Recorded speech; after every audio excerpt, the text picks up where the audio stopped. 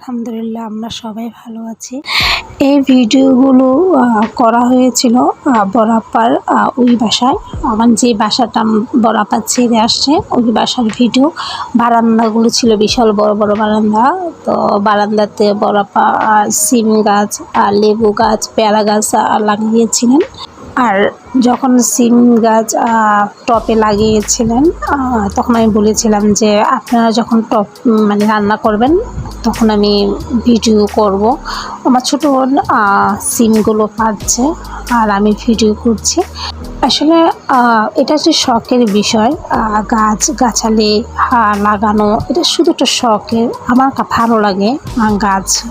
আর আমার বড় আপু তো অনেক ভালো লাগে। উনি লেবু গাছ অনেক শখ করে লাগিয়েছেন আর পেয়ারা গাছ লাগিয়েছেন। যেহেতু ব্যস্ততার শহরে অনেকে ছাদে অনেক কৃষি বাগান করেন।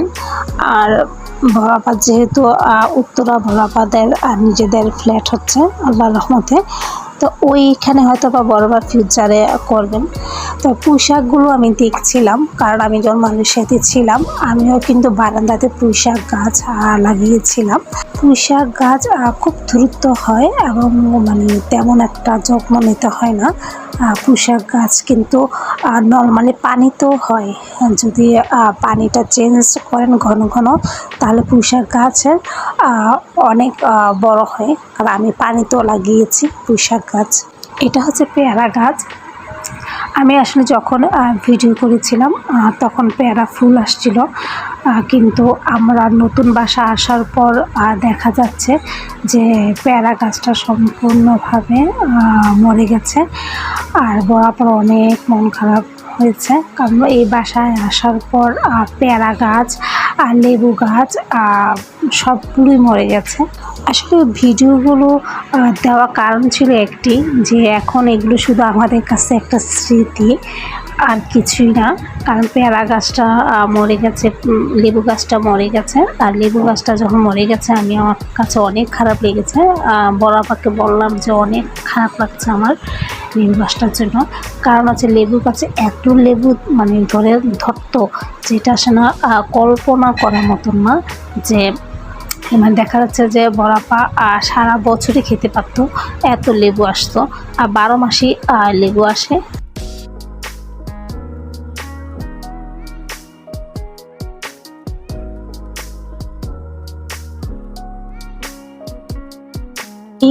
লেবু গাছটা আসলে যখন ভিডিও করেছিলাম জাস্ট এমনি ভিডিও করেছিলাম যে অনেক লেবু আসছে, লেবুগুলো আমার কাছে ভালো লেগেছে, তাই আমি ভিডিও করেছিলাম। কখনো ভাবিও নাই যে এই লেবু গাছটা আমি ভিডিও করে ইউটিউবে দিব। কারণ আমি নর্মালি ভিডিও করি, ছবি তুলি, এটা আমার সবাই জানে। তো আসলে লেবু যখন গাছটা যখন ভিডিও করি তো আমি চেষ্টা করছিলাম যে প্রতিটা লেবু যেন আমি ভিডিও করি। কারণ এত লেবু আসতো যেটা আসলে না দেখে কল্পনা করতে পারবেন না যে এত লেবু আসতো গাছটা। কিন্তু গাছটা খুব ছোট একটা গাছ, বড়াপা অনেক যত্ন করতেন গাছটাকে। নতুন বাসায় এসে কেন গাছগুলো মরে গেল আসলে বুঝতে পারিনি। আর অনেক খারাপ লাগছে লেবু গাছগুলো দেখে, কারণ খুব খারাপ লাগে যে দেখা যাচ্ছে যে আমরা 12 মাস লেবু খাই, দেখা যাচ্ছে যে লেবু বাসায় ফ্রিজে নেই, হয়তো বা গাছের থেকে পেড়ে নিয়ে আসতাম। আসলে এগুলো দেখে এখন খুব খারাপ লাগছে যে লেবু গাছটার জন্য।